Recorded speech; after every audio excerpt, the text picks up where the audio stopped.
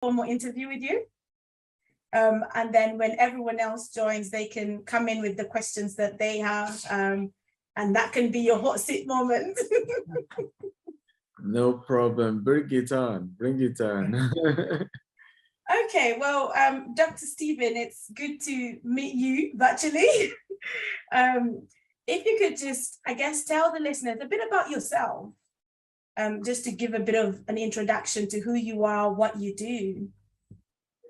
Okay, beautiful. I'm Stephen Akintayo, serial entrepreneur. We started our holding company 14 years ago, and we're into real estate, e-commerce, logistic, agriculture, software development, just pretty much a lot of stuff. We started very small. We started as a digital marketing firm with just about $10, 1,000 Nigerian naira. And in 14 years, we built, we're almost hitting $1 billion very soon. So, wow, amazing. Our real estate asset is huge. Majority in Africa, Dubai, and then we're spreading to the US and the UK as well. Awesome, awesome. And that all started in Nigeria. Absolutely, started in Nigeria. Very humble beginning. I was sharing at a training I had today how the first 1,000 naira we were doing a bulk SMS services. So a particular organization gave me 700 naira. So I added 300 naira to it, and that's how we started 14 years ago. So then they used to send bulk SMS for church meetings, for programs, and so that's how it all started. Of course, prior to that time, I've done several businesses that didn't work, but at least, thank God, this bulk SMS thing worked. Wow. Wow. That's an amazing journey. So 14 years. If you were to look back to the Stephen that you were, the version of Stephen that you were when you started 14 years ago, what were some of the thoughts that were going through your mind? Well, honestly, I wish I could just tell people how I had options, but I had passion for business. No, I didn't have a choice. I had no option. I didn't have option. I was on the ground, and this better work or nothing else, and I've shared this oftentimes about how if you're on the ground, you have no fear. There's nowhere else to go but up. And for me, that was an advantage. So this had to work or nothing else. In fact, I had an experience where I printed 100 CVs, took it to companies that they shouldn't pay me for 6 months. I had a cover letter that said, look, I'm willing to work for 6 months to prove myself, right? If I didn't prove myself in 6 months, then you can fire me. But if I do, then you can start paying me. Still, nobody, was willing. At least the first places I took my CV.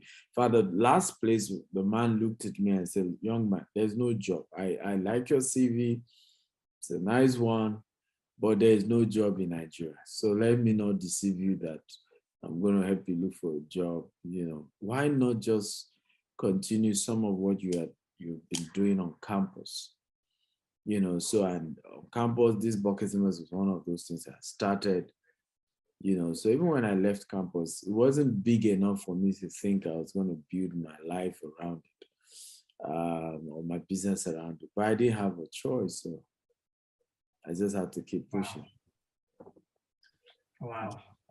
That's that's amazing, because of course, for those that are probably in the UK, of course, Nigeria is a different environment. Yeah. So even though yes, over here too, they say there's no jobs, but over there is a different level where Absolutely. People are there's just no jobs literally for graduates. So what now, after hearing what that man told you, was Yeah. that the turning point? Was that when you now said, okay, what am I going to do with what's in my hand? Yeah, honestly, it was at that point I said, okay, you know what? If, so, everybody say no job, I done my CV, did a cover letter, and it's quite tough. So let me just face it. So I had to, I did this A4 paper. So I had this buy bulk SMS for 75 kobo. So I'll do a photocopy of that.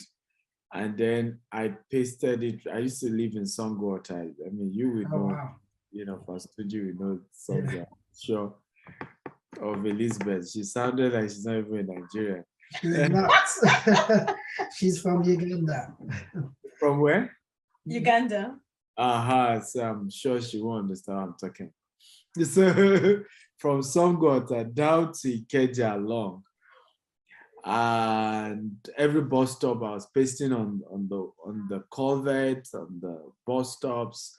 I would like do photocopy of thousands, because again I couldn't even afford a proper flyer. So I would just paste it, hoping people. It was at that point when I realized, hey, no job. Then I had a target of visiting 20 schools, trying to come. And it was funny because Buckism was also a new technology. So I was trying to convince schools that, you see, in those days, obviously everybody would tell your parent with letter. They used to tell, pay your school fees, give this letter to your parent. So I said, guess what? This bulk SMS, if you have the parent's phone number, whether it was a holiday that is about to come, if one of those times it happened where pupils came to school before they discovered that the government had ordered a public holiday. So I said, you see now, because the government announced late, if you had used my platform, you just put out SMS to all the parents that don't bring your kids to school.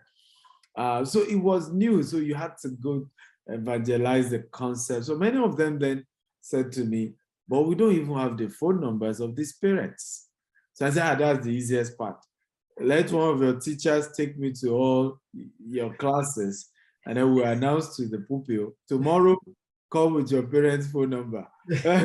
And I let one of the teachers type the name and phone number, send it to me as email. But today, you just need to give me 500 or 1,000 to open your account.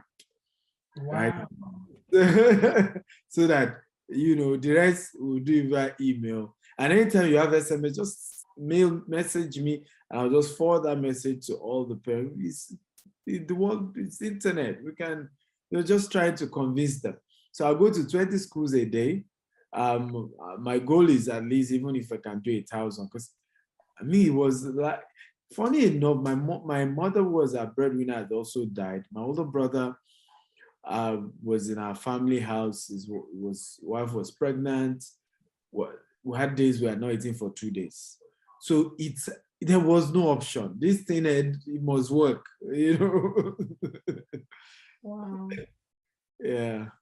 Wow. Do you know what? I love where your story is coming from, because you literally had no option. Like it's die or die. Literally, that's what it was.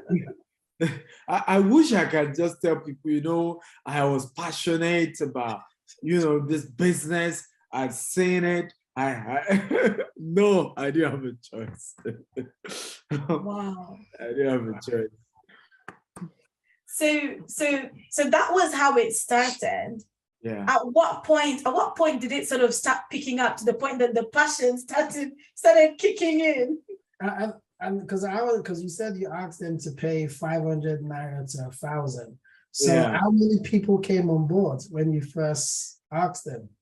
No, so it's every day. It was a journey of saying, if I go to 20 schools a day, at least 2 will say yes. Oh, wow. So I had days where, in fact, because some of the schools they never even used it. Some of them pitied me and just gave me the 500 naira. Like this guy is desperate. If you don't just patronize it. So there are days I'm able to do 1,000, 1,005. There are days I'm not able to do anything and I just trek backward. And I had to trek again.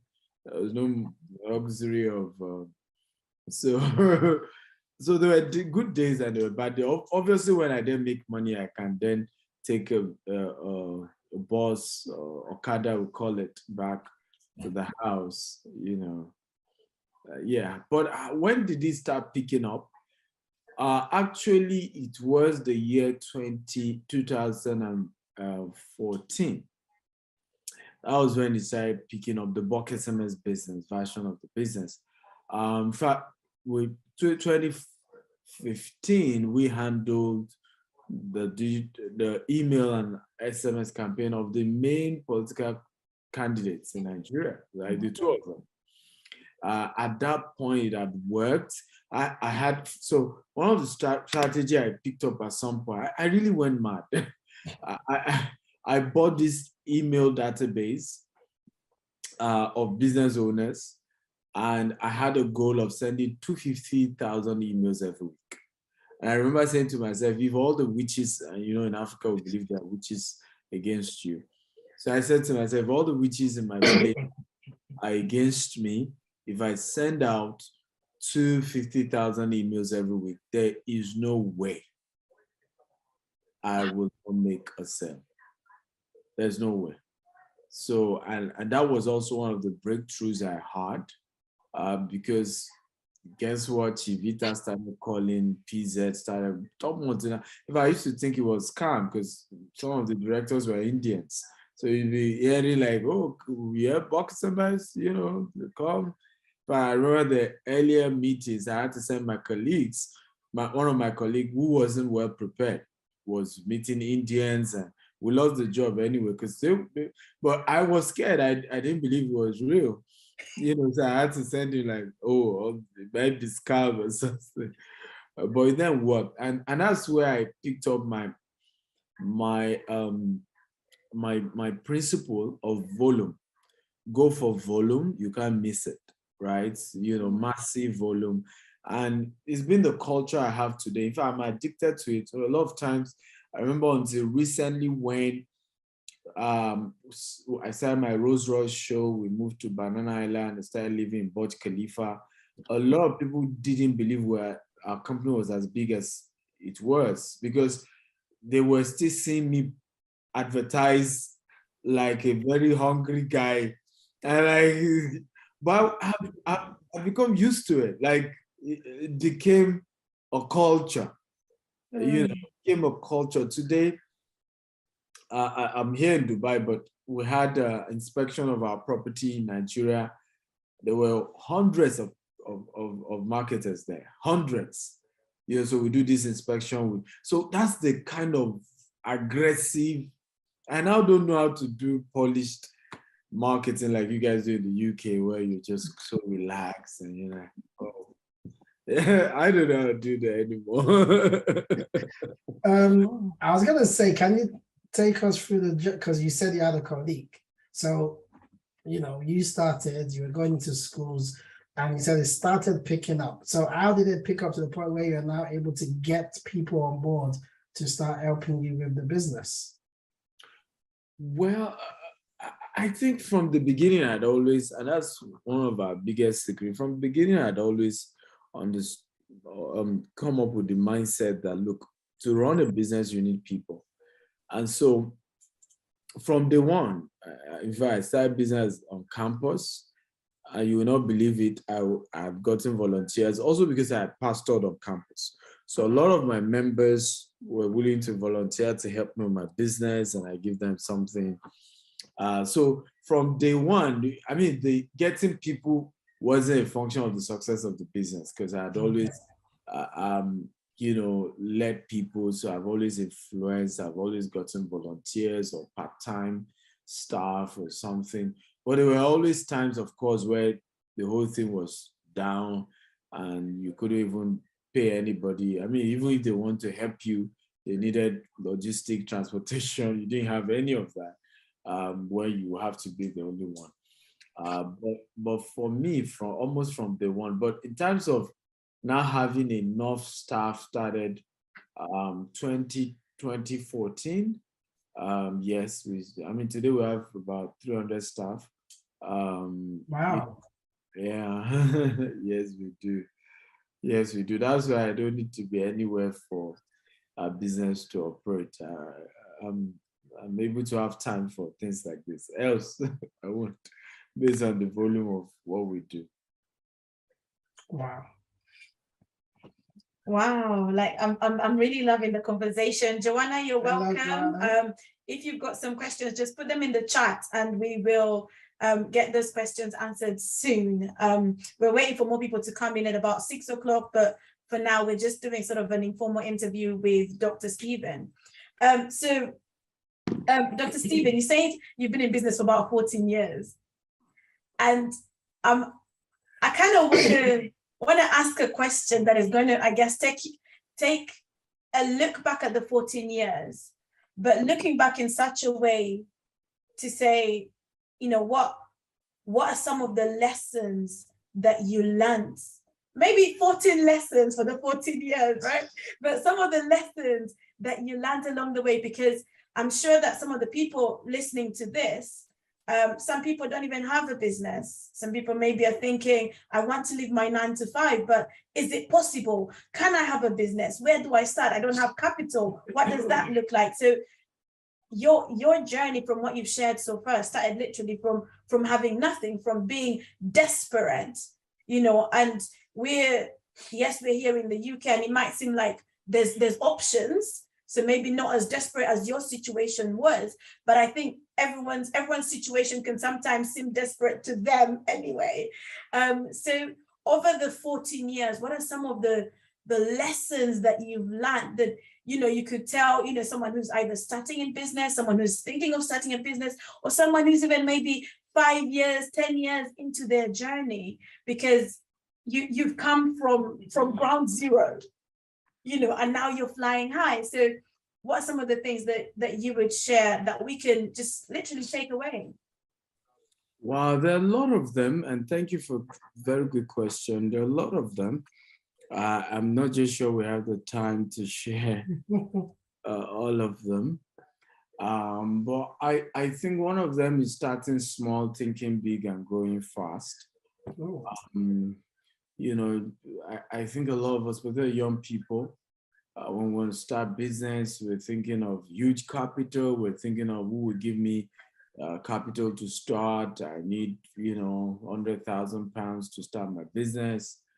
But for me, it was starting small. So for every big idea, there's a small start. There's the starting phase. There's just that small phase to it. And for me, it's one of the secret. For example, our real estate business, where we have more than 20 estates today, started with me just doing a training, and a gentleman, because I was teaching people how to market, you know, digitally, and a gentleman was at the training. After the training, walked up to me and said, "Hey, Dr. Steve, I heard you say you want to start real estate very soon. Guess what? I'm into real estate. I have 250 acres in Ikorodu. I'll give you, you know, 10 acres. No, I'll give you 50 acres out of the 250. As you sell, you pay me." And that was how we started. I didn't even start the real estate with money. However, that takes us to lesson number 2, doing the impossible with the available. I got to the property, and where is the property? I just saw water. Water as deep, you know, some areas as deep as your shoulder, some areas as deep to your neck level. So I was asking the man, so where does my own estate, my own land, 50 acres start from? Was pointing at a tree, like, you know, over a mile away. I said, yours will start from there. So, because today now again, when I share that, I mean, imagine the first version. Oh, I didn't start our real estate with any money. You know, somebody at 250, he gave me 50 acres. You remember, you will sound like, oh Lord, where's my own person who will give me? but the real truth was, it was an impossible land to sell because it was just water. In fact, I remember as of today, we've spent over 200 million on that land. We're not done sand filling it yet. We've not even done doing 20% of the sand filling. Okay. Wow. But I agreed to do that impossible with the available. And how many years ago was this? When you started? 7 years ago. So I remember I would bring people for inspection. And then, so we had this layout in front of my partner's estate. So he had the layout of the entire 250. He had told me where mine would start from the layout, and then the tree was showing from afar. So when I bring people, I'll be showing them my partner's estate. It's ridiculous. Like, you're trying to sell your estate, but you're using somebody else's estate. So it's even his own signage. On his signage, he had the layout of the entire estate. So I'll say our own will start from plot this down to this. You know, if I sometimes I will beg him to come so that they know that I'm not stealing somebody's land. I say, yes, you are the one that gave him. Right? I say, we're the one that gave him some portion of this. Yes, it's legit, you know. But doing the impossible with the available. So, and it has helped me today. Because when I sit with people and they start telling me all this mumbo jumbo about how everything needs to be perfect, I'm like, you have no clue how we started, right? All these ones, these are luxury you have here. Luxury. Luxury. We had, we just finished our London event. Some of the team were trying to analyze, oh, we should have done this, should have done this. I'm like, oh, you don't understand. This is miracle.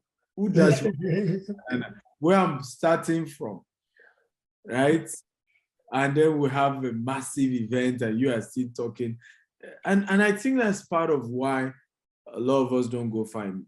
Entrepreneurship is never supposed to be perfect.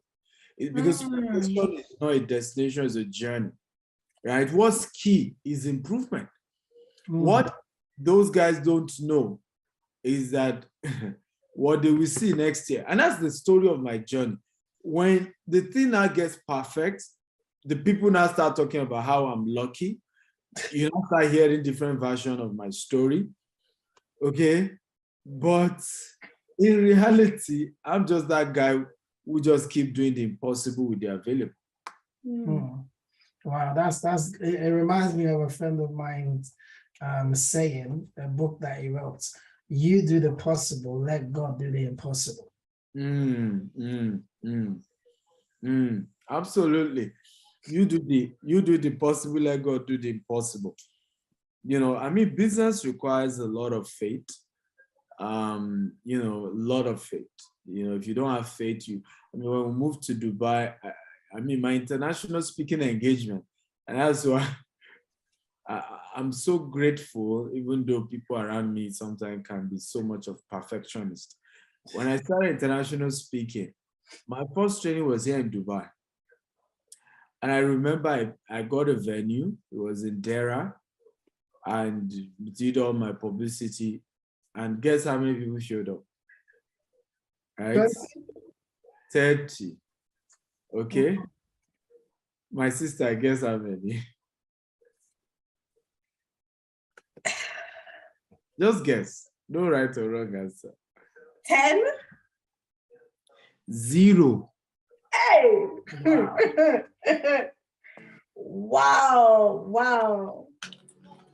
Nobody showed up. Wow. My first training in Dubai. And it's the same Dubai that we've done, I mean, millions in dirhams in income. And I remember after that failed, painful experience, I then said to myself, obviously they don't know the value of what I'm about to offer them. So I'm going to go on social media. And that's what started part of what started my live shows. So what I should have delivered in a seminar, I'll just start Facebook Live then. And I will teach it all by myself. right, on Facebook. In fact, I remember same trip. Hear this, same trip. Because it was Dubai, then US. I had a couple of cities in the US. I was in the US doing training on Facebook Live. And a particular pastor was saying, come to Dubai, come to Dubai. Remember, I'd put together the Dubai seminar that nobody showed up. So he was just typing, listening to that, like, this is powerful. Come to Dubai, I will host you. I apparently it was even way after the live show has ended. You know, it will still be showing like it was live. So later he got hold of me. On my return, again, it was like Lagos, Dubai, US, then US, Dubai, because I still fly Emirates. On my returning back to Dubai, ladies and gentlemen, I was face to face with over 200 people. Wow. From 0 to over 200 people. From zero.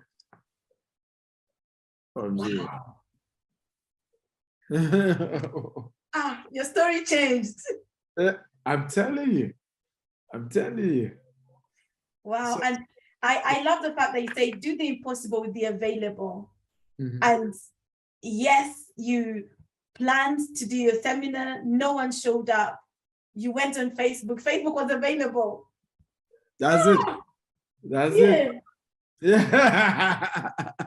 I like the way it connected with you now. Yeah, Facebook was available.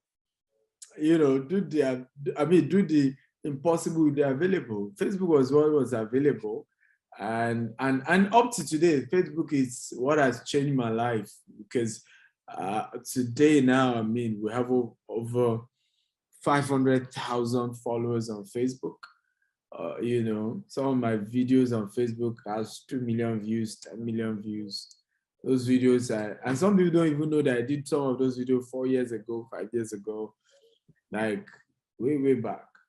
But doing the impossible. If I was still share this with somebody in the training I went for today, say he's talented, people don't want to, you know, accept his talent. I said to him, just go and just make your talent mainstream. So and I'll share this same story with him. And I felt I had something to offer as a speaker, but people were not willing to come. So I then started training online until my brand became mainstream. Today, the way people are excited about what we do, I'm like, when we started, it wasn't this, they weren't this excited. Yeah. Wow, that's amazing. That's amazing. Wow. Welcome to everybody else that is joining now. If you do have questions for Dr. Stephen, you can send the questions directly to myself and Tunji in the chat, or you can put them in the chat and we'll try and pick them up there. But Dr. Stephen is just sharing some of the lessons that he's learned in 14 years of business. So he's shared two so far, but obviously breaking them down. So there's a lot more to pick up there. So starting small, thinking big, and growing fast. Is it possible for them to put on their videos and even ask the question directly? I love very engaging sessions. So guys, if you can put on your videos, where I come from, they say Ujulo or Wa. Yes, sir. The talk is in the face, or the conversation is on the face. Yeah, so like Dr. Stephen said, please put on your videos as much as you're able to. If you want to ask a question, maybe just raise your hand, just so that we can have it in an organized manner. So you can use the Zoom button to raise your hand to ask a question, and we'll take it up that way. Yeah. So yeah, Dr. Stephen, if you can, for now, go on. So you've shared two. Maybe one more. Yeah. Okay, beautiful. So thank you so much. For those of you who have questions, just go ahead and raise your hands up, and we'll pick it. So let me, since our guests are already arriving, these two books, I was excited to sign it for a lot of you at Lighthouse London. I hope that for some of you who couldn't get your copies will get to you soon. But I'll share two from the book itself. One of the principles I share in the book was about how billionaires always have rich friends, you know, and how your bank balance is average of the 5 closest people to you. And this was very powerful because when I first heard about this principle, I I didn't have anything, so I wasn't even a millionaire. So my first journey was to say, okay, I'm going to, that year, this was 2008, 14 years ago. As I'm going to, all the people I'm going to reach out to become, anybody is free to want to be my friend, they're welcome. But the people I'm going to reach out to 2008 to say, hey, be my friend, they have to be millionaires because I want to become one. So I remember I started connecting with guys. It was difficult. Again, I felt some of them were arrogant. I felt some of them were just you know, of course I know better today, but in my mind then I just felt they were being difficult. It was difficult to establish relationship with all of these rich guys. Can I ask that? Yeah. So was that millionaire in Naira or? Yeah, it was Naira then. I mean, this was 14 years ago. I mean, I've never seen Naira. Talk less of dollars. Are you kidding me? This was millionaire in Naira. So I just wanted to meet people like that. And I started. 2016 was when I said I was done with the millions. I wanted to become a billionaire in Naira. And my first billionaire friend, I shared that in church in Lighthouse, London. I invited him over to our new house, and we're having my wife fried chicken for us. And I remember saying to him, January, in my mind, I wanted to say January, bad month. But when I said January, it's a good news. So I said, okay, let me hear your own good news first.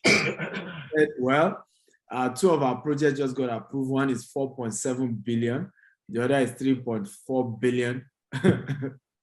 Then he brought out his phone, started showing me alerts. One is 400 million that was transferred as mobilization, and that was 700 million. He said, this is not an alert, this is an alarm. It can blow your phone. Have you ever got kind of money that blows your phone? I said, oh boy. So of course I couldn't say bad news again. I just started like, okay, good. But yeah, my January too, there's some good news coming up. And I learned something powerful, that because most of us feel January things are tough, usually because we've spent so much for Christmas, and you know, where a lot of people are indebted in January. And from that was the last January that was terrible for me. In fact, now I have more money in January. And if I use this model to even buy properties, because I then realized that a lot of people don't have liquid in January. And so properties that is probably going for £1 million, if you dangle 800, you know, thousand in January, some people are going to say, you know what, just give me the money, right? So because they have a lot of debts they've, you know, acquired, you know, in December, stuff like that. So, but those are part of the powerful principle of trying to build wealthy relationship, because money is a mindset. This whole concept of being rich is just about your mindset. It's, you know, before the money touches your pocket or your bank account, it has to be in your mind. You have to see it. You know, it has to be real before it then comes to become physical. So if you don't then change your circle, okay. And I've said this, and by the way, the year I made up my mind I wanted to have billionaire friends was the year I became a billionaire. This year, for example, was the year I said I'm done with billions in Naira. I want to start doing dollars. And I had to connect with Grant Cardone since last year. I connected with him physically, and Cosmos Maduka, owner of Coscharis. I just started reaching out to those who are billionaires in dollars. And oh boy, it's a whole different mindset. Like I said, again, the mindset is just all I've discovered from when I picked a millionaire friend or mentor to billionaire friend and mentor is that just the mindset changes, then your income change. Wow. Wow, as your Thank you, mindset changes, your income changes. Wow, we've got our first question. Ayola, do you want to come off mute and ask your question? Hello, Dr. Stephen. Thank you for the opportunity today. Apologies if there's any background noise. I'm currently on the train traveling from uni. But yeah, just to kind of dig a bit deeper into your story. So I think the first question that came to me was how did you actually go about finding those friends? Did you go to specific places? Did you do like a friend of a friend? You start with one? Did you just kind of go to random places to see, or did you start in, I'm not sure if you were studying at the time. How was it? Beautiful. Very good question. Very, very good one. So when I was trying to get millionaire mentors, I was just wrapping up the uni. And so for me and I had pastor on campus. So a couple of the people that used to come preach for us on campus were millionaires, and then, and then some of the seniors who had graduated as well, and then trying to connect with them. But at the point of the billions, I also looked inward, and in reality, they're around you. Sometimes you feel that they're far off, but they're around. When I wanted to start the billions, there was a gentleman. He was also, we attend the same church. He runs a construction firm that were doing, huge billions, and that was how I connected with the first guy. But of course, at the point of now wanting to do it in dollars, I was already rich and wealthy enough. So what I just did was, hey, who are those? Like in the case of Grant Cardone, I just booked a business class ticket from Nigeria to Florida, Ventura, booked one of his conferences, paid, and was there. Voila. However, there are still certain, because that you meet someone at the conference does not mean the relationship get deeper. So there are two ways to really then get them to be willing to engage you and mentor you. Number one is you either serve or you pay. So for Grant Cardone, I had to pay. For Cosmos Maduka, I had to serve. Right? So you either serve or you pay. And when I mean serving, everybody needs something. Sometimes we have this mindset that rich people don't need anything. For example, I was in London for 3 weeks for a conference, and you will not believe it. You will probably think me that I'm coming to do a conference. It cost us almost $100,000 for the last Global Wealth Festival we did. You expect me to have a PA. I didn't have one, right? And a lady who volunteered to be my PA for the event, she had the best of me, went to play. I mean, it was just a free mentorship for her, right? So sometimes you just feel like, because they are this, they have it all. Because I remember when I was hearing Daddy Gio, founder of Redeemed Christian Church of God, mentioned this. There was a day he was preaching and he said, my son died. And the interpreter kept quiet. He had to repeat it. I said, my son died, because it was like, how can the Gio say his son died? Like, what happened? And then I had to repeat the second time, and he was in London as well. And then he said, this son is so dear to me. So whenever I'm in London, he used to help me with my laundry, with food, with this. When I was hearing that stuff, I was like, Daddy Gio, like, needed somebody to help him with laundry and, so if I said the last time I was in London, he was in the hospital. I went to pray for him at the hospital, and he was still asking me, so who will do this? I said, don't worry, just get well. That's all I needed.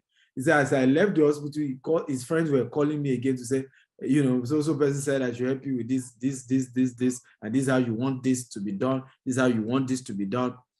So wealthy people also have needs. You just need to study them. In fact, one of the strategy I tell people, if you pick up somebody you want to learn from, right, and start following them on social media for like 6 months, I promise you, you'll figure out something that they don't have that you can offer, and that will make a whole lot of difference.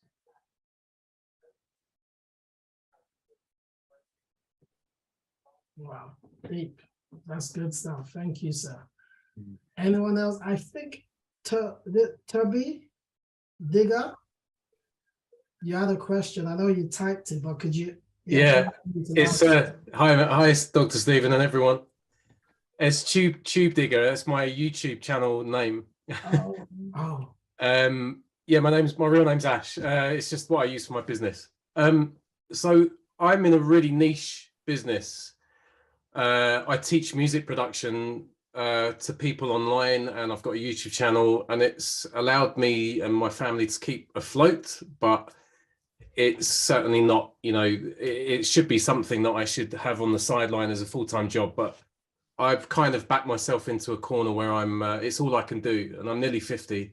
I've got 2 kids and a partner, and we want to obviously buy property and move and make the kids' future secure, but it's so niche, and jumping ship at this age is a very scary prospect. I don't know what else I could do, but I suppose it's just any advice for something that's so niche, so focused.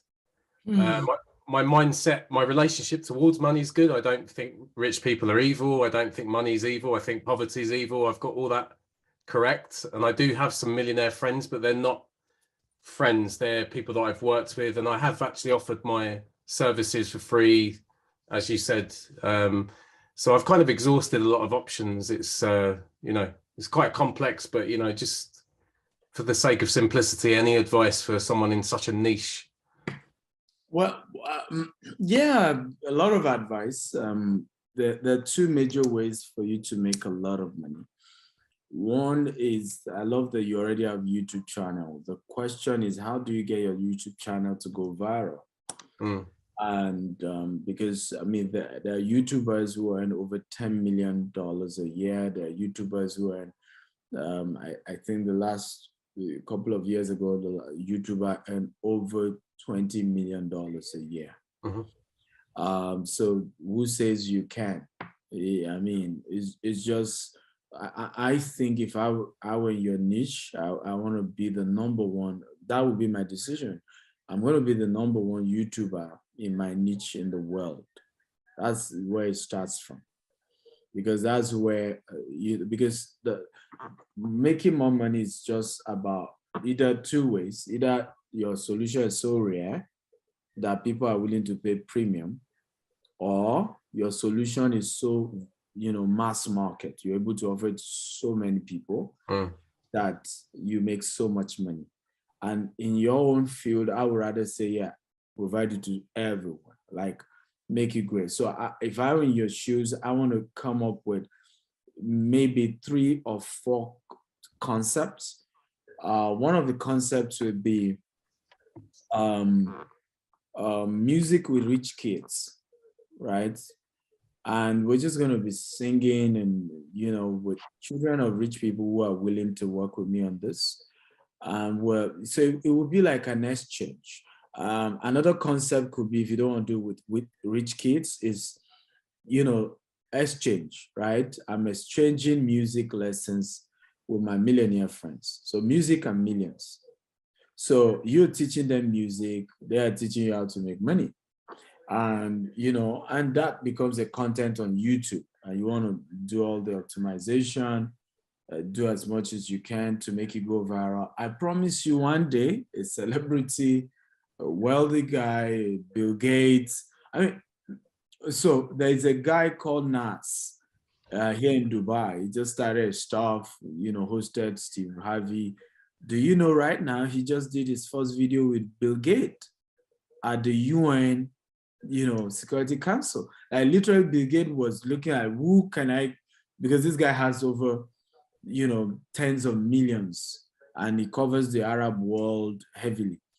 So I'm sure Bill Gates just was like, who has, how do we get the vision, the goal, the goalkeepers, this mission by year 2030, they want to end hunger, end this, and Bill Gates is heavily on that.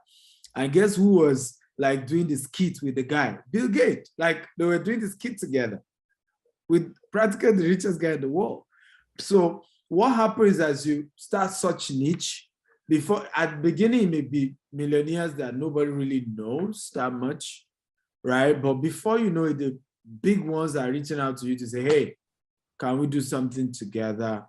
And the channel really, really grows big. Now, last advice would be, how can you teach music in a more entertaining way? Right? Because you just don't want to do the core of the, some of us who are professionals, we're just too technical. And the world is tired of technical. We just want fun and fun and fun and fun. So if I were you, even if it's just editing it, I'm just gonna start a series with animals. Cats, for example, is big on YouTube. Like the biggest watch videos is any video you put cats in, just be ready for it to go viral. Reason we don't know why. Okay, so imagine teaching same music lesson. You have a cat, and you edit the movement of the cat to suit the reading, right, of whatever you're trying to teach. And then the next time is with dog, and then it's with, parrot, and then it's with tortoise and a lion at some point, or snake. But it's senseless. But well, send me my profit offering when you start getting the checks. Okay, thank you. You're welcome. Awesome. We'll be looking out for those cat videos, right? Yeah, well, I don't have a cat anymore, unfortunately. So.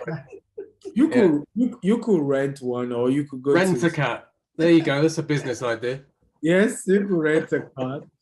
You could go to that to the house where they keep some of them that are missing, and just, I mean, it doesn't have to, because if you're going to try with different animals, you just want to, and you know what I realized about media, once you say, hey, I want to do a video, I'm a YouTuber, people just open up like they've known you forever, right? It's really funny how a lot of people just open up, really, really open up.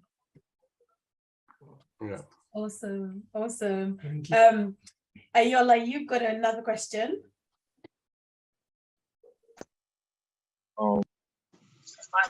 This was to build off that previous question, to kind of keep the flow going.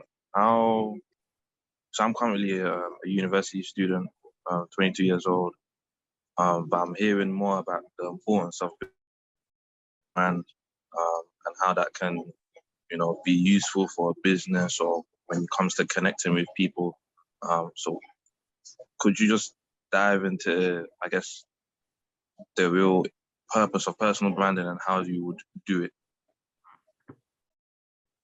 Well, I think that one of the things you have to work on is deleting the mindset that I'm a student.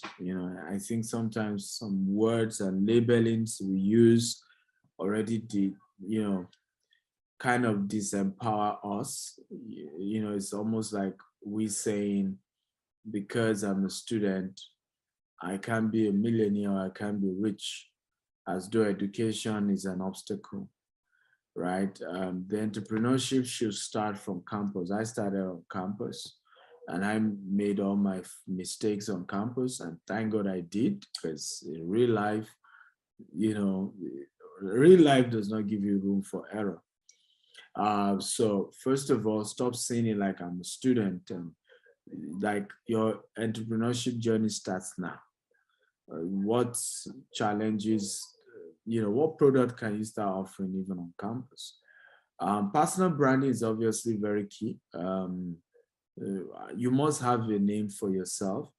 For example, I started calling myself then Nigeria's premier digital marketing consultant. I never saw anybody doing it. Nobody took that name, and I gave it to myself about 10 years ago. And guess what? It stuck. And I was the premier guy.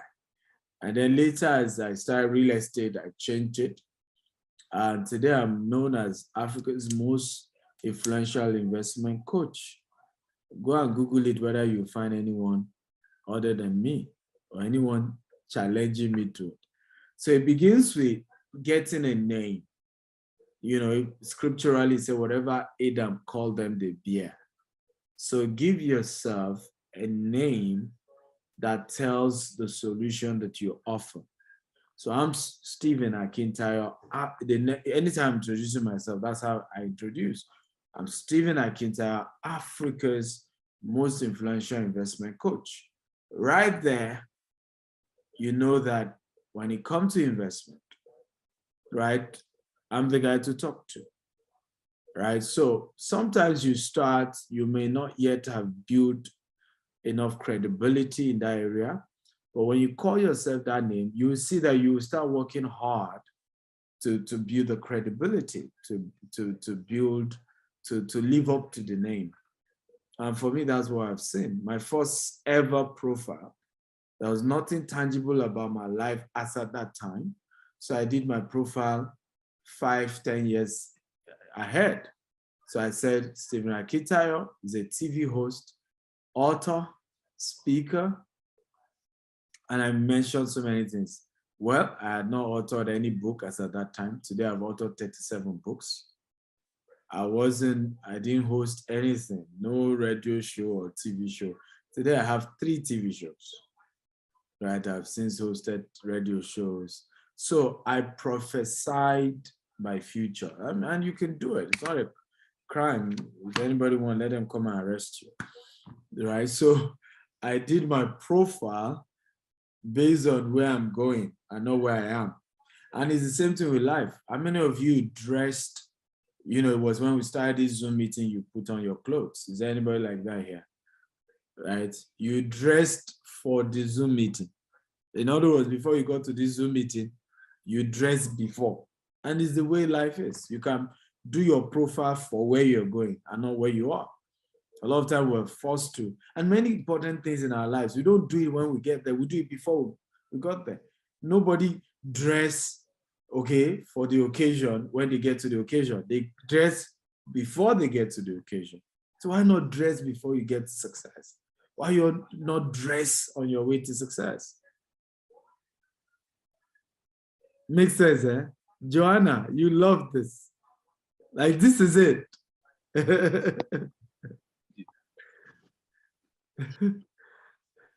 Wow, thank you. Also, and the rest of us put on our videos if you can, please.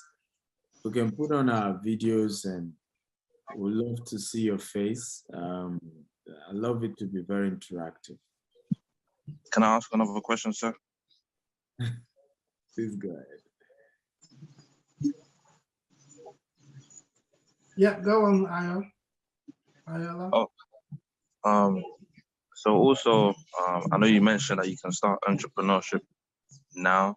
So I've already started investing, in particular, and I have some money in, you know, crypto and NFTs and a few other things. So I'm trying to build it up. About referring it back to your book now. I know you mentioned in your Billionaire Habits about how you need to surround yourself with visionary people and have result-oriented relationships. How do you operate with when you have family members in particular who don't have that same mindset with you? You aren't as visionary as you were. Do you just space yourself from them? I know you mentioned in your book how you would want to teach them so that they don't necessarily drag you down, but is it as extreme as cutting them off, or how did you operate building as you had people that, especially family members that weren't like you? Well, very good question. So for me, I did both. I tried to educate as many as were willing to be educated. I cut off from many of them. I also gave some space, you know, including my dad. At some point, I limited my conversation with my dad to SMS because I realized a lot of time when we speak, it was just quite negative. So I left it to SMS, that just sent me a text. As long as I wasn't, in my own case, he wasn't responsible for me financially. So in your case, if they are responsible for you financially, you have no choice. So you better be a good boy or you're in trouble. And don't say I taught you to cut off from the person paying your bills. I would deny you right away. But in my case, my dad wasn't my breadwinner. Rather, he was one of those who wanted to keep getting and collecting and kind of, blackmail. I remember because I got famous early on social media. I started using social media. So I was going to keep demanding more. And they would tell me, oh, but people said they saw you on social media, you're big, you're this, send me money, do this. I would be an embarrassment because he had a second wife and they had another 4 kids together. In fact, some of my kids are older than his. And so he would go take loan then and then be forcing me into, I'm like, look, Dad, whatever anybody feels like, let them say. That's their business. Between me and God, I know every month I send you what I can afford, right? Now, it wasn't as if I couldn't stretch it, but if I stretch it, I'll eat into my capital, right? Now I've built him a house, I bought him a car, but I wouldn't have been able to do that if I didn't say to him years back, hey, can we, keep some distance on these issues? So building wealth is tough. Family members can be very toxic. I had those ones as well. Another strategy I used to use for them when they call me and like, oh, I need money for this, I need money for that. So I'd be like, well, first of all, I need to know that yes, I'm the MD of my company, but I have investors, which was true anyway, right? And I'm on a salary. Okay, so out of my salary, do you remember Auntie Yemisi? Right, so she called me last month asking for money. So out of my charity budget, I had given her, do you know Uncle Dele? You know, sister, I will measure all the relative. So now, I can place you for next month, but Bodajide and Bodaya Latif has already asked, so you'll be number 3 for next month. Okay, so when I get my salary out of my charity budget, okay, I'm going to be able to distribute it to the 3 of you. Maybe there will be 4th one, but that's the situation of things. And of course, when I get the salary, maybe they were asking me for £1,000. Right? I invite them and place the £100 I could afford, and I'll pray, Father, these £100 will multiply. The same way I favor this person, bring people with favor. The prayer will be more than that of £100. If I did, I'll give £1,000 worth of prayer and then give £100 cash that I could afford. And that helped me, honestly, because I wouldn't have had the peace of mind and then the clear conscience, because you know how we do in Africa. Literally, people blackmail you into giving to them, right? And you carry this guilty conscience, like, if I don't release the money, I'm a bad person. Okay, but again, I was lucky to learn from a lot of great people. If I was telling one of them, Reverend Sam, some weeks ago, we were discussing on phone, and I told her, I said, your teaching on money saved me, So he was the first, and if I didn't hear from a pastor, I wasn't going to do it. He was the first to tell me that I had to budget my offering in church. I never heard that from anyone. I had to budget my charity givings and give several stories. So having someone at that level say that, I was confident I was doing the right thing. So putting all my family members on budget, really helped. Even till today, everybody's on budget, including my wife. You want more? Go make more. Make your own money and spend it the way you want. It's your choice. Okay, but me, you're on budget with me. Wow, that's serious. But I love the realness there, and just, you know, just even sharing what it was like for you, for example, with your dad. Yeah. You didn't have to share that with us, but you did, you know, and that really sends a message, because yeah, you can get to a stage where there are so many people pulling on you, and you have to make that decision, especially if you're an entrepreneur, because you know, if the income coming in is not set in stone, and when you're at the building stage, you have to be really disciplined and quite shrewd, actually, to say, you know what, this is what it is. Absolutely. So thank you. Yeah. Joanna, I know I saw your hand up. Do you have a question before I ask a question? You can come off mute and ask, yeah. Yeah, thank you so much for hosting, and thank you, Dr. Stephen, for being here and giving us gold nuggets. My question is, don't know how to start off, but yeah, so I know there's this urge in me to start a business, and I like, yes, I like to sing. I'm a singer, and one of the things that I've noticed is that people often came to me and asked me, okay, Joanna, can you teach me singing? And even when I was doubting myself, I told them that, yeah, but I was not classically trained to be a vocal coach. They would still be like, yeah, but still, I want you to teach me. To fast forward it, at some point I thought, okay, Joanna, write a concept, and what would you make different from other vocal coaches? And at the same time, I was also thinking, because I knew that I wanted to bring a solution or something that I could reach as many people as possible. And then I defined a concept in a way that I would not only want to teach how to better sing or to sing more freely, but to teach what the reasons are why we battle with certain things, and that is a mindset.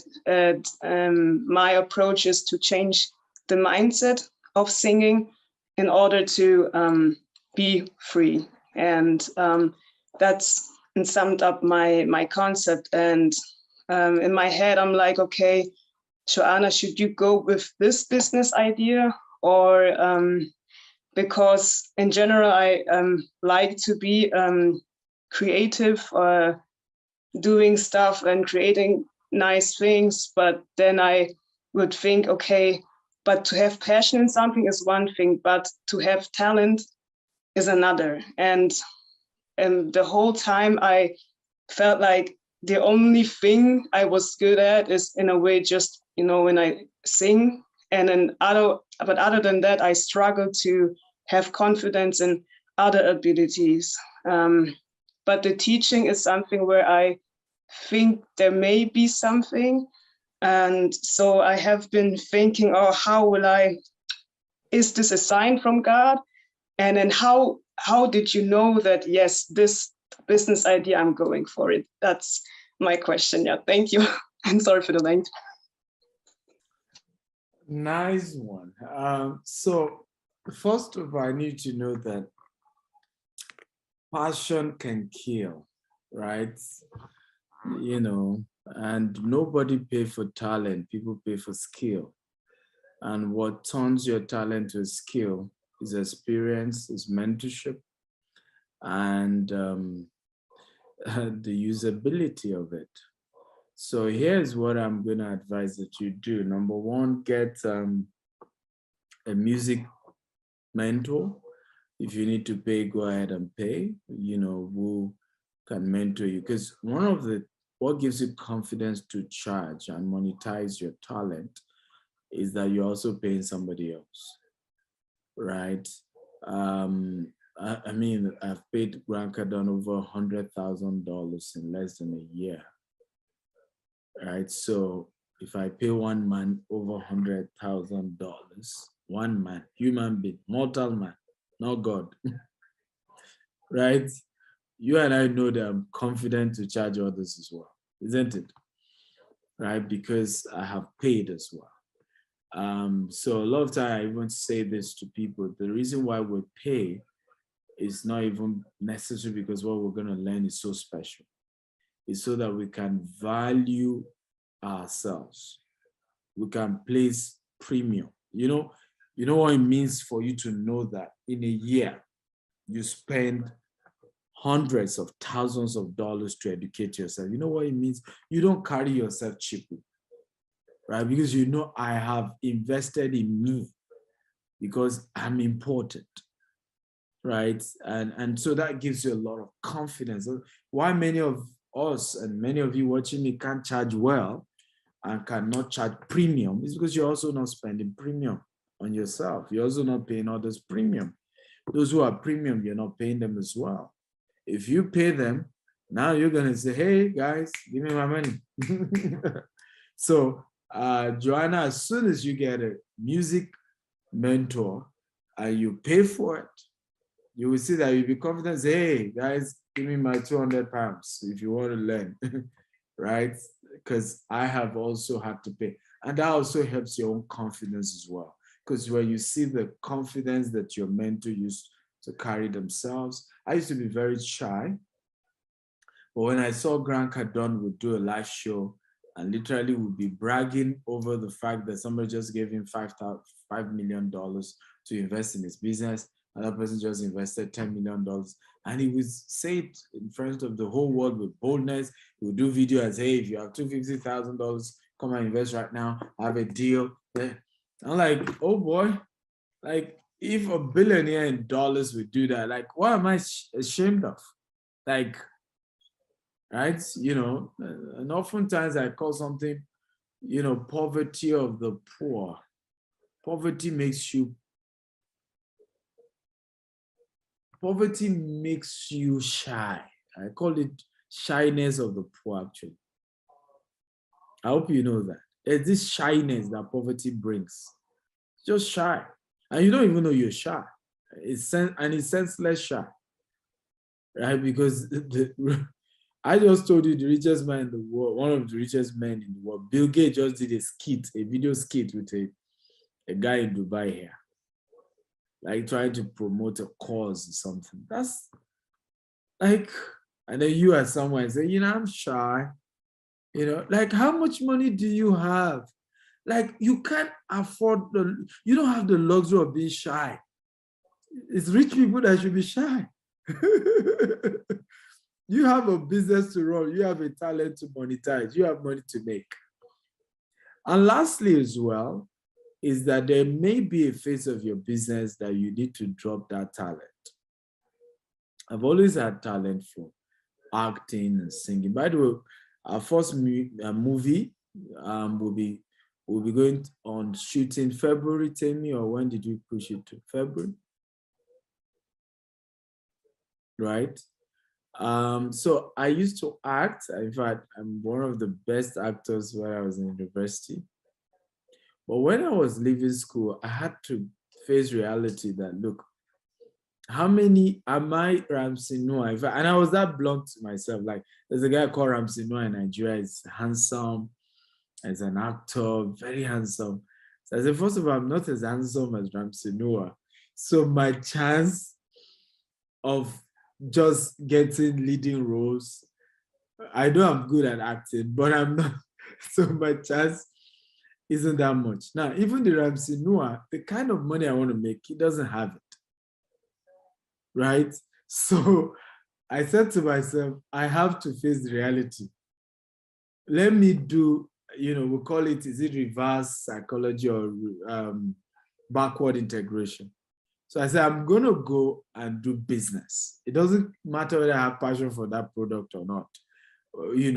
When I then make money, I will now start producing movies and I will determine which role I play because I'm the one paying the bills. So my first movie we're going on production is going to be costing us over 100 million Nigerian naira. So that's almost a, you know, not up to $1 million, but over $250,000 for production. And I'm excited about it. Now I can afford it, right? And I can determine who acts what, right? And day one, I mean, with the script we have, it's actually going to be a big movie, probably one of the highest selling movie in Nigeria, based on the script we have right now. So sometimes you need to let go this so-called talent, passion, go for the money. When you make the money, come back and revisit your passion.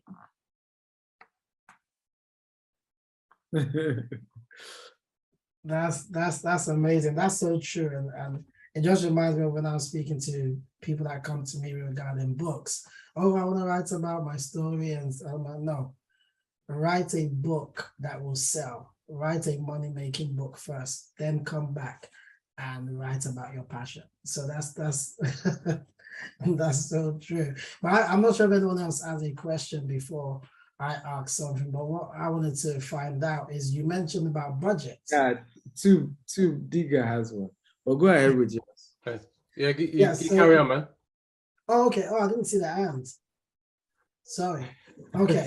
So I wanted to find out, you mentioned about budget. So what other budgets do you have, or you can, you know, advise people to have so that they can start having those billionaire habits?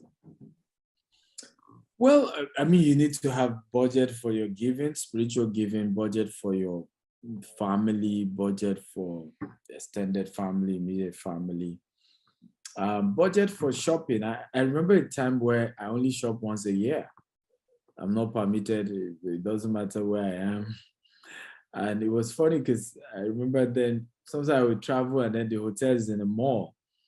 Then and there are a lot of stores. I just only go to window shop, but I'm not shopping. It's not that part of time of the year when I shop. I shop once a year. Now I've broken those rules because again, it's part of monetization that I talked about in the book. Now I have TV shows, so as a result, I can't be wearing the same clothes for the TV shows, right? I have to keep changing clothes. So now I spend a lot. I shop more than even 4 times a year. But again, monetization, there's not a show that it's going for, right? So, and the show also has its own monetization strategy. Right now, we use most of our shows to promote our business. And very soon we're still going to even have other businesses promoting through that. So you have to budget everything, really. You know, just budget. I'm putting it, for example, I posted a video about my pastor and he helped me in this area. I see so many people put themselves under pressure in Africa to send their kids to the so-called best schools. Senseless, right? Senseless concept. And people borrow money and run into debt in the name of, okay, I remember saying this to my wife when we moved to a particular neighborhood. My wife said they must go to the most expensive school. I said to her, no. Did I attend the most expensive school? And I didn't turn out badly, did I? I learned how to spell the word THE in GSS1. Was that bad? Okay, and I've turned out this fine. So at this phase of our life, no, and I mean it. Today, my kids attend the best school in Ikoyi, right? But at that phase, we couldn't afford it. And there's no point stressing it. There's no point forcing it. So just understand life is in phases, men and sizes, live your size part-time. And some of these things that we rush to do, a time will come, we'll be able to do even way more. And so there's no point. And I think sometimes it's really not even for the children. It's just so that we can brag. It's just to please others. You know, say, oh, do you know my son attend this? Do you know where? It's just this bragging. And I see a lot of people doing the same. A lot of elites in Nigeria, for example, are relocating out of Nigeria. Many of them don't have a proper plan. And when you ask them why, they say, my children. And I'm like, come on, you just want to brag. Yeah, we live now in in Manchester, right? We live in England right now. You know, we don't live in Africa like you guys. Right? You know, and it's the truth, because I've seen so many people who just finished school from the same England, from the same USA, they're looking for a job. I've seen the same people who finish from the same USA and England, they're still doing £20 an hour, right? So come on, give me a break. Leave your size pattern. Thank you. Tube Digger, do you want to ask your question? Oh, thank you. Yeah, just going back to what you said about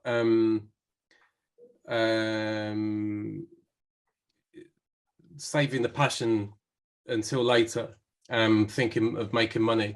This is always on my mind, because what I do is I absolutely love it.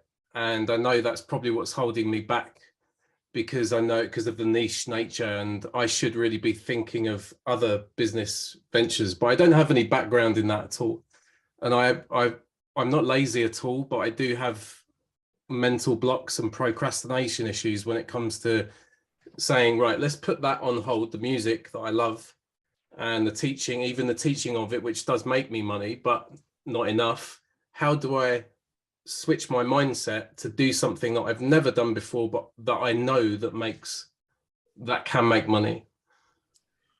Good question. So the good news is that you don't need to leave your current job or your current work or your current business to build wealth. You don't. In fact, the concept of wealth creation is making money work for you.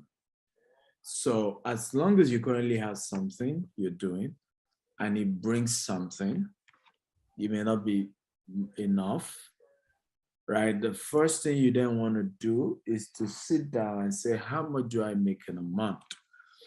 I'm just giving an example. Let's say it's £5,000. I'm just giving an example. Right. So where does this £5,000 go? In fact, when I started this journey, the first thing I did was to list where my money goes. So assignment number one for all of you here, write down what you spend your money on. Everything, including buying candy or Starbucks coffee, you know, just list it out. So when I listed it out, revelation number one, I discovered the demon that took my money. Because I discovered that some things I was spending money on that just don't make sense. Really, really don't make sense. Like, why would, like, some of you may just be that you realize that the £2 coffee, right? Like, if you multiply it, you probably do it 2 times a day or 3 times a day. By the time you just do you just realize this is crazy. Like, I could save £100, £200 from just, you know, Starbucks coffee alone, right? I could save. A friend of mine was this particular drink in Nigeria called Maltina, and the Maltina was going for 200 naira, and the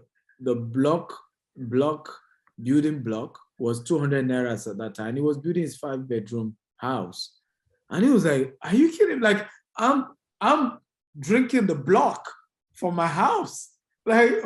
So he announced to his family, no more drinking Maltina in this house.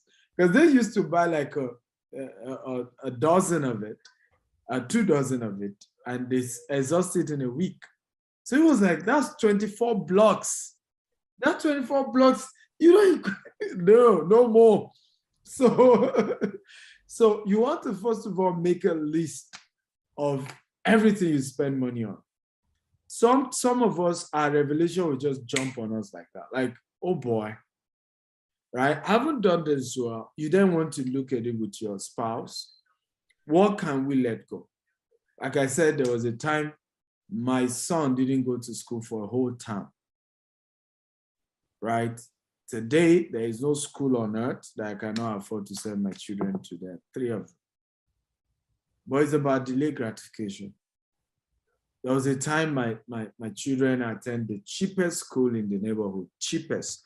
My wife was embarrassed.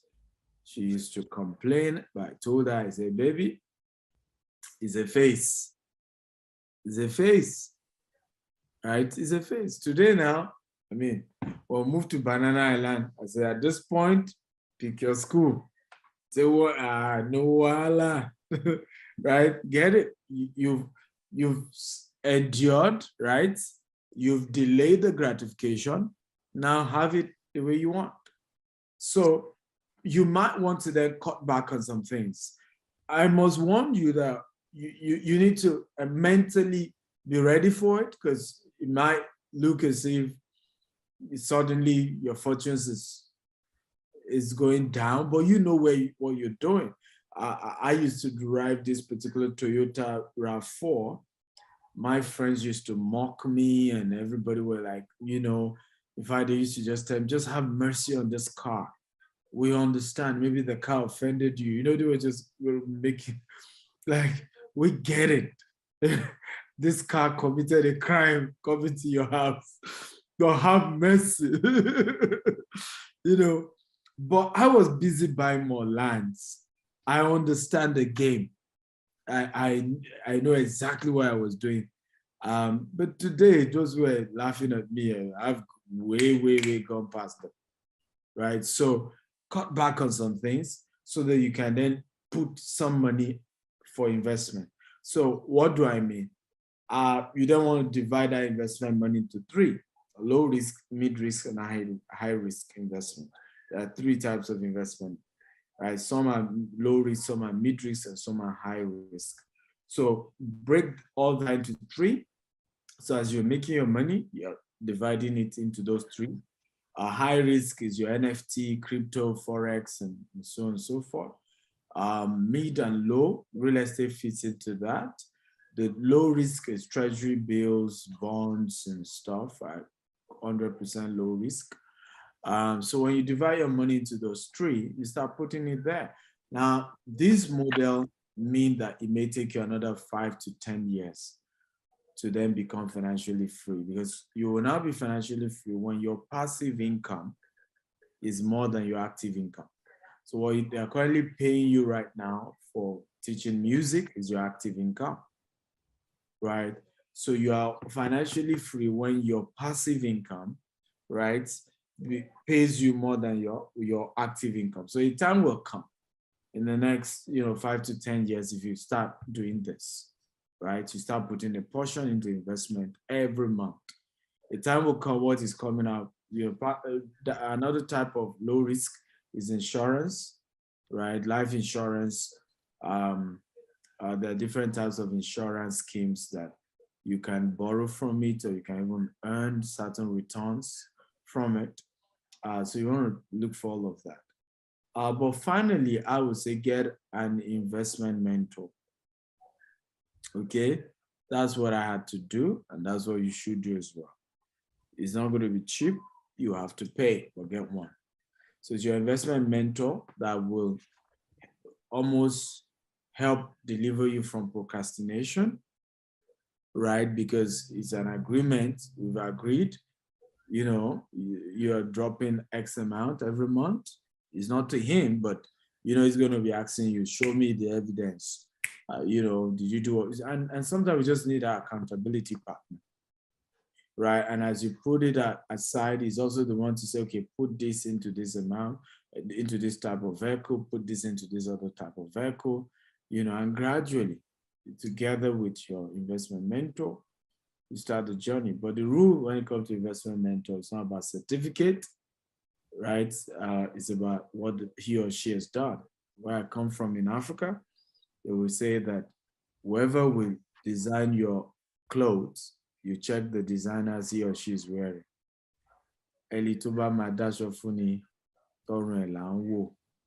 Right? So a lot of time we make mistakes where it's just guys who mob up, jumbo, monjo, and then we say they are mentors, and they've never achieved anything for themselves. So you don't want to fall into that trap. Like, who do I know that is rich, that has moved from zero to hero, right?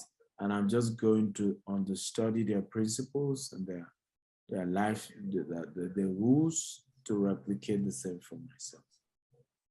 I do know someone like that I taught music, so he is into the same devices that I use to do my music production.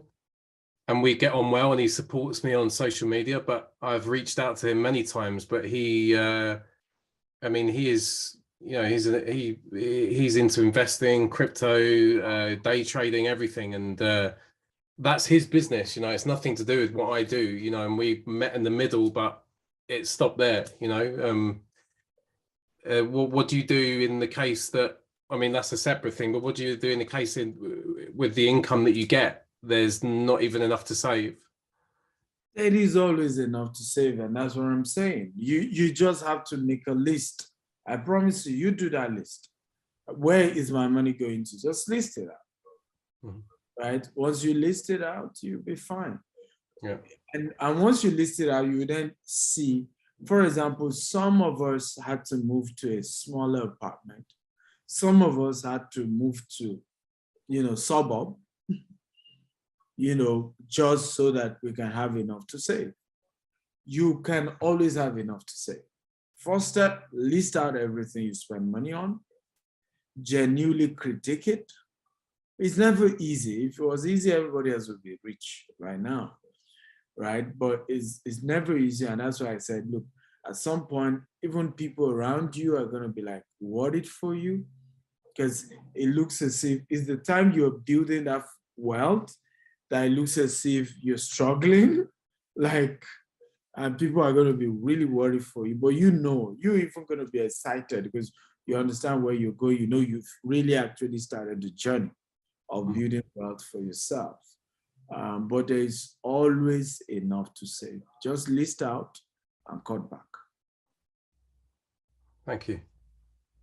You're welcome. Awesome, thank you, sir. So we have 3 hands up. So first of all, I think it was Ayola again. Hello, sir. I hope it's not too noisy. But I just had a question. You know, going back to when if you had to start all over again, what would be your first couple of moves? Especially in today's world where we're in the internet age, there's a lot of online businesses that are becoming the modern thing. You know, what would be your first couple of steps? I would do what I did before, and one of my steps was to focus on being the middleman. A lot of time people bother themselves about capital. So what I had to do was I didn't have capital, so I had to be the middleman. Can I sell your product and I get a commission, right? And that's been the ways I've raised my capital. Even here in Dubai, for example, even though we had money to start development in Dubai, we had to start as a brokerage firm, right? And I'm glad we did, because we will have created a mess. We will have started and just created a mess. So what I've had to do with all my businesses, even real estate, is to first start as a broker, as an agent under another company, help them sell their products. That way I'm building my clientele base, understanding the business very well, and then and I'm saving as well, right? So that it's easier. And I'm also technically raising those who eventually become my investors. Because you see, a lot of times when of us don't realize that our customers are supposed to eventually become our investors. So in many of my business, the people who bought when I was selling for another company, who were so excited. Like here in Dubai now, by the time we start our development, we've sold to several people who will be so happy for us and say, oh, finally you have your own hair. In fact, there are few adjustments that we couldn't make because it wasn't our product, that they will be excited that now at least when we buy directly from you, you can make this adjustment, you can make that adjustment. So I won't change anything. I'll just do what I did before. And that's the same thing I advise people to do.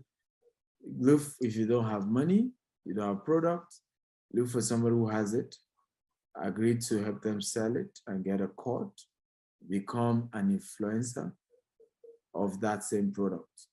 So what I had to do was to become a real estate influencer, right? Not just somebody who sells real estate. I became a real estate. One of my TikTok videos has over 10 million views. You know, video style, don't buy this, buy this. Like, don't buy Rolls Royce, buy a building. And it went viral, right? So rather than just selling real estate, be a real estate influencer. So that other companies, like today now, other real estate companies wouldn't even mind me coming to do. Like, I have a lot of my mentees in real estate, you know, beg me to come to see their development. And I don't mind, I go. Even last time I went to one of them was like, oh boy, that people even saying that you came to my estate means I'm going to be sold out, right? Because your name, your brand will even sell the property itself.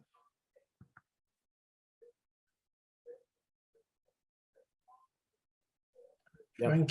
Thank you, sir. Wow. Okay, Patricia. Hi. I just want to say thank you so much for today.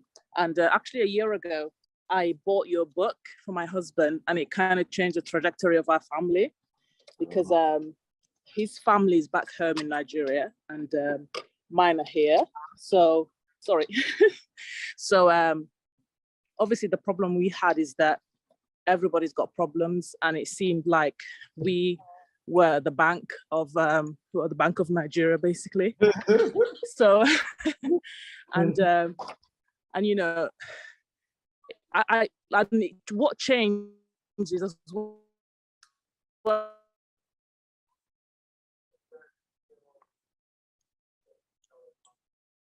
You've broken up. We can't hear you anymore.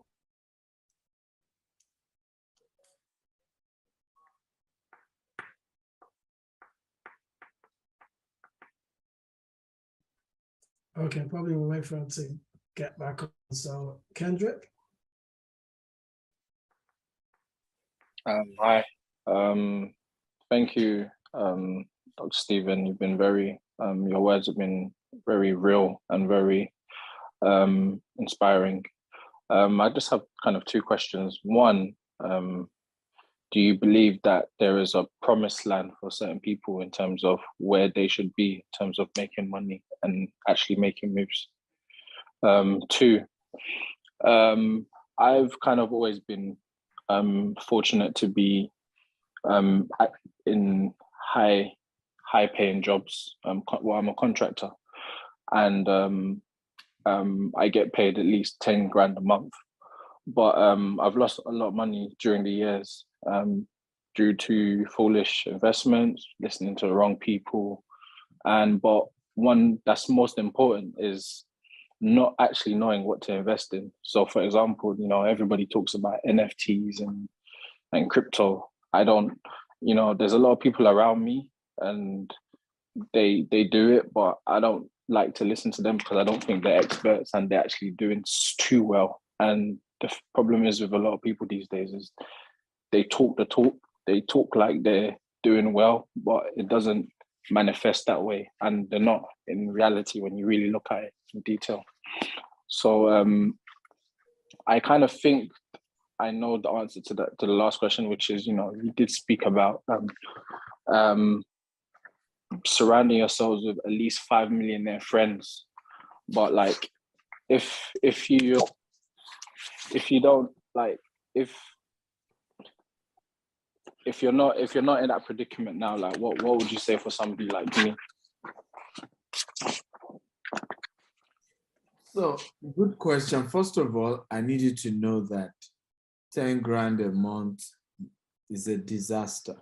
It's terrible, right? You should be earning $100,000 a month. I agree with you. So the first thing is the hunger, because if the hunger is not there, you're just gonna be like, oh, come on. Out of every 10 person, I'm the highest paid. You know, we don't need to change anything. We're doing well.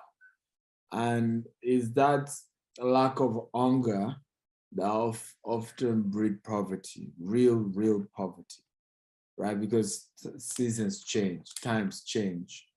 And you also get old and there's law of diminishing return, right? So you have to face that reality. As for investment, I think I've answered that as well. Get an investment mentor. Imagine all the money you've lost. You had a mentor who was wealthy, who you kind of say, hey, before you put in your money into anything, sir, I have, 100,000, pounds. I'm thinking of doing this. And the person, no, do it this way, put this into this, put this into this, put in this into that. You'll be better off. The reason you lost money was you were listening to people who were really not better than you. The challenge with trying to get people who are better than you is that they won't have your time. And it takes a lot of humility to keep chasing them. We all don't want to chase. Like, not even when you get 10 grand a month. You're like, I don't need nobody. I'm all wealthy all by myself. All right.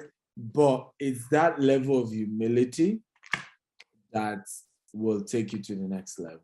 And I realize that some of us who you guys call extremely wealthy, we're quite humble that many people are. We had this event in London, and I literally found myself going to meet people that I know will need me more than I would need them. And yet I was humble enough to go and be meeting them. Right? And I quite just understood that as soon as they get to know me for who I am, the table will change. Right? But the humility to go and meet them is what we have that a lot of you professionals may not have, right? Because you're just like, no, I don't need anybody. I'm not hungry. They're not paying my bills, right? But that's the secret to our own success. You need to see me with my mentors, the level of humility I display. And by the way, there's none of my mentors I've ever collected a dime from. All my mentors, I'm the one that I give, and they're all richer than I do. I'm the one that I give to them. But you need to see how humble I am, right? You will think they've just given me money.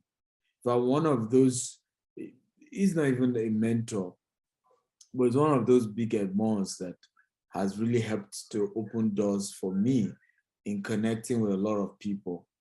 I mean, I had to host him, pay the flight ticket, pay his hotel. I had to go to the airport to pick him up. It was that level of honor, right? So if you see the two of us, you would think that, oh, this guy is the one bankrolling Stephen. Like, the way I honor him, you literally like, no.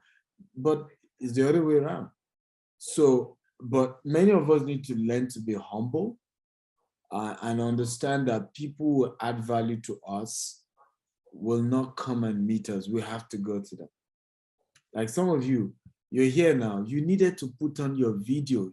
I need to see you, right? You want, and we keep talking about wanting mentors.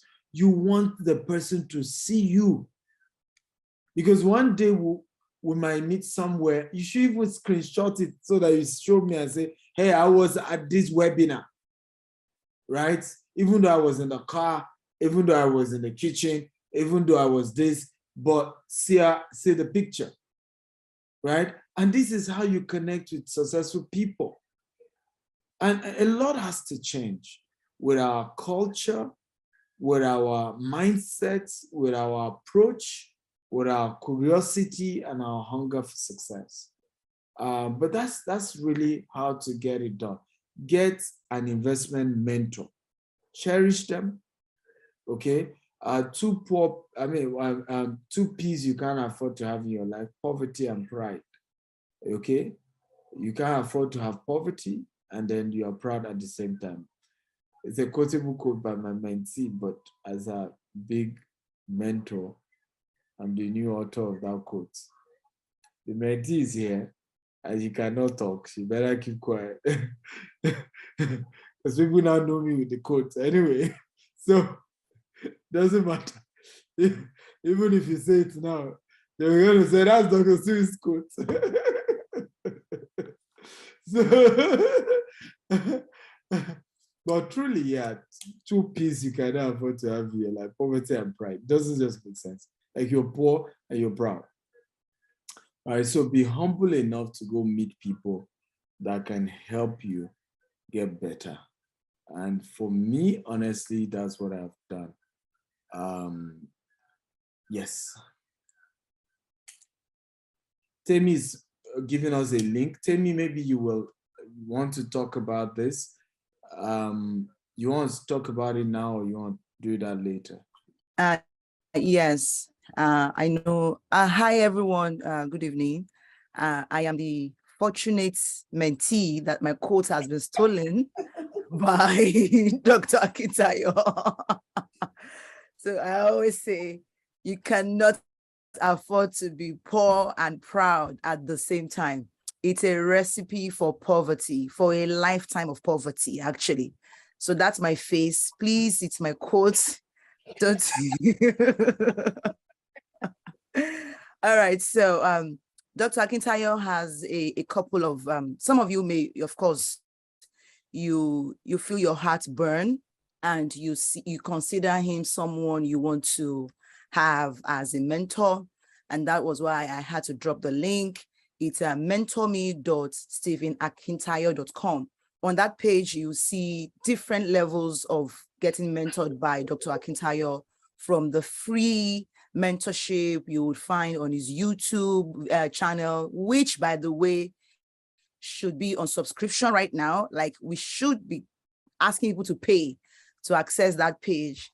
And then he has a free community on Facebook. We have his Instagram channel. We have the Telegram channel. There is the LinkedIn, the TikTok is huge on social media. So if you want free mentorship, please go on his socials. You will learn a ton from there. And then we have the Stephen Akintayo University, right? This is where you can come in and you will literally be blown away by the number of videos from the top 10 in the world. So I happen to be logged on to the academy. I mean, I go here now to feed myself. I don't take my presence, with him for granted. No. So once you log into the university, right, and at the home, you will see different training. When you go to the training center, right, you see like loads and loads and loads of courses. Like it's endless, right? Things on real estate, on wealth creation, on cryptocurrency, forex trading, making your money work for you, on authorship, land banking, having your own mini estates as a realtor, e-commerce, YouTube mastery. I mean, everything from him, from Grant Cardone, Robert Kiyosaki, Les Brown, Ryan Serhant, John Maxwell, Sam Adeyemi, name them, right? We have their videos right here. So there is SMS marketing, client retention and expansion, selling is, I mean, it's a ton. You will literally feel like you cheated us, right? All at how much? $47 per month. It is unbelievable. I mean, that's a pipe of a cup of coffee, 2 cups of coffee to learn all of that, right? $47 per month, right? And then, of course, we also have that if you now want the group coaching, where you want to have access, okay, because I mean, on the university, it's just your course, and then once in a month, there is a live session, Q&A like this with him. But if you want something more, I mean, you just upgrade from the university to the coaching, right? Where you can now take proper coaching in real estate. You can have the certification program. If you're a CEO and you want to do more, you can actually become his mentee. Property development across, now our forte is in the UK, US, Dubai, and Nigeria, right? If you want specialized coaching in cryptocurrency, authoring, speaking, digital marketing, everything happens in the group. And the price range for that is from $5,000 to $10,000.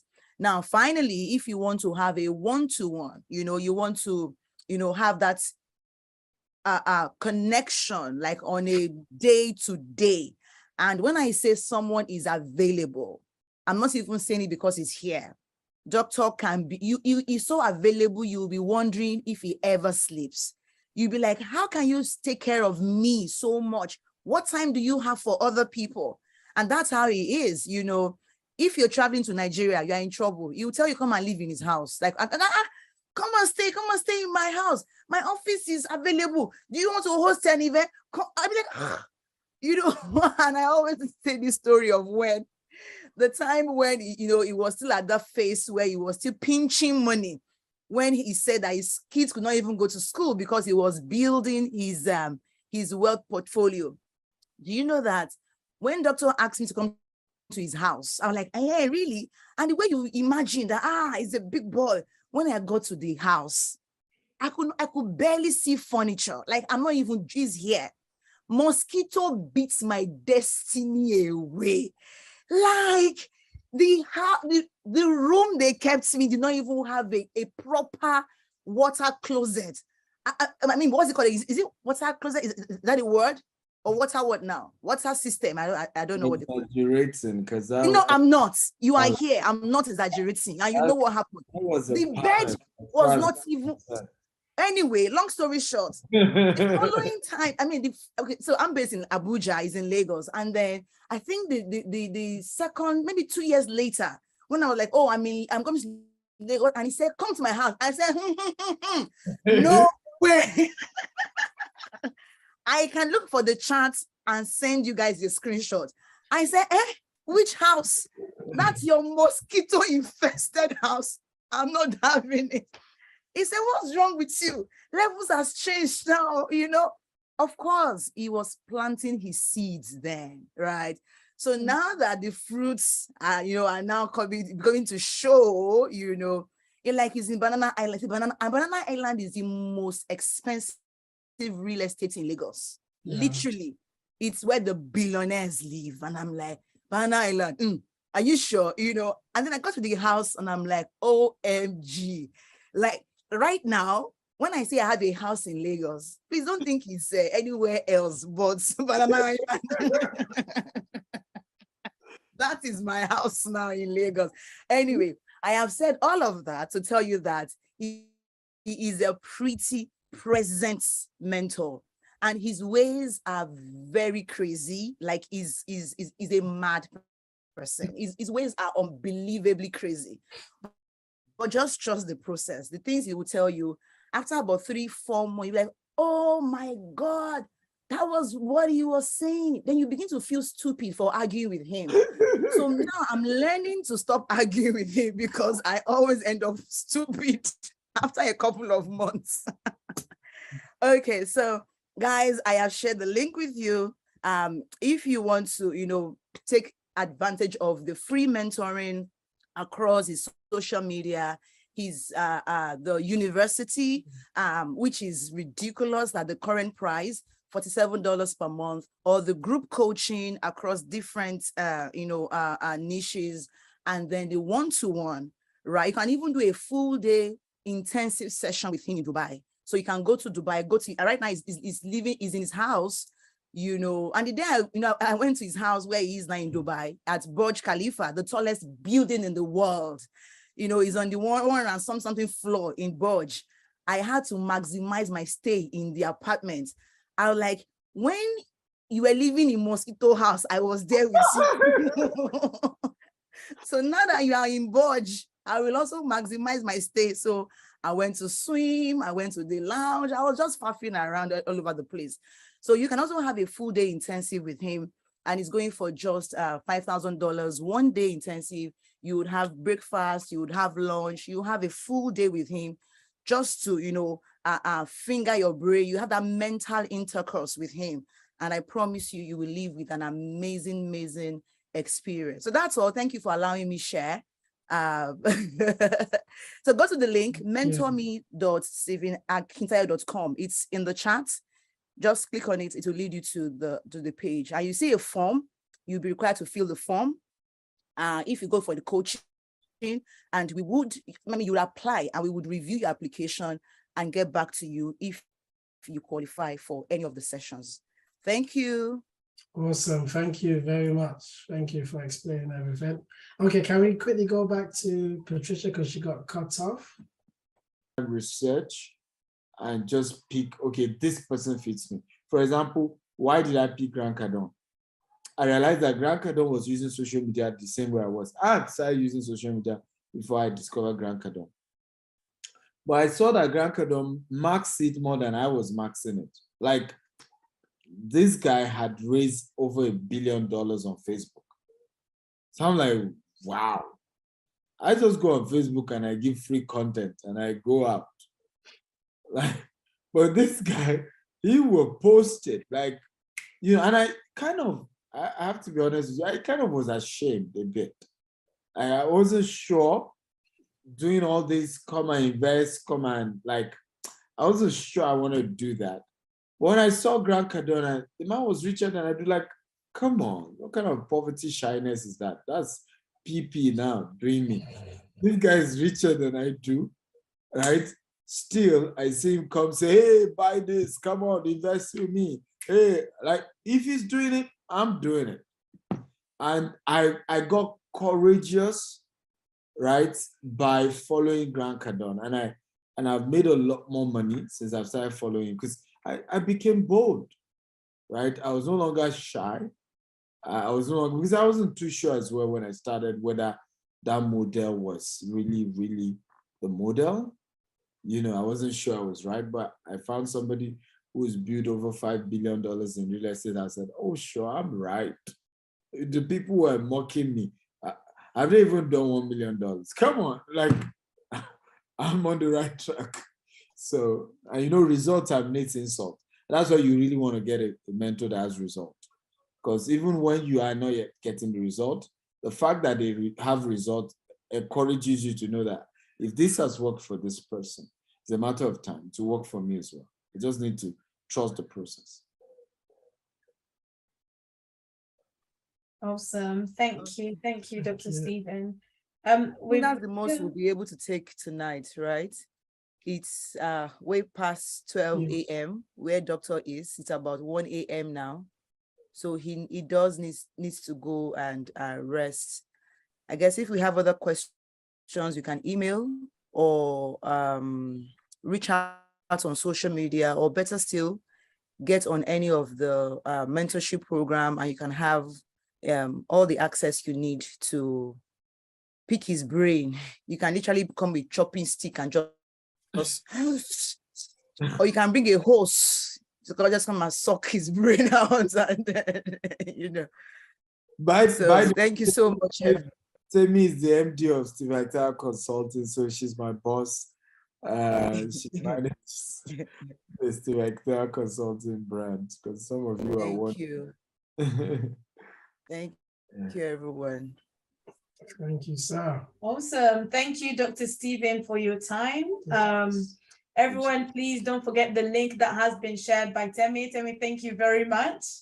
And yeah, please do go and share this on social media as well. And tag Dr. Stephen. Some of the things that you've learned today, go share them on social media. Tag him, give him a shout out, whatever it is, do it. Let's spread the word. Thank you. Good night, sir, and good night. Thank you. Thank you.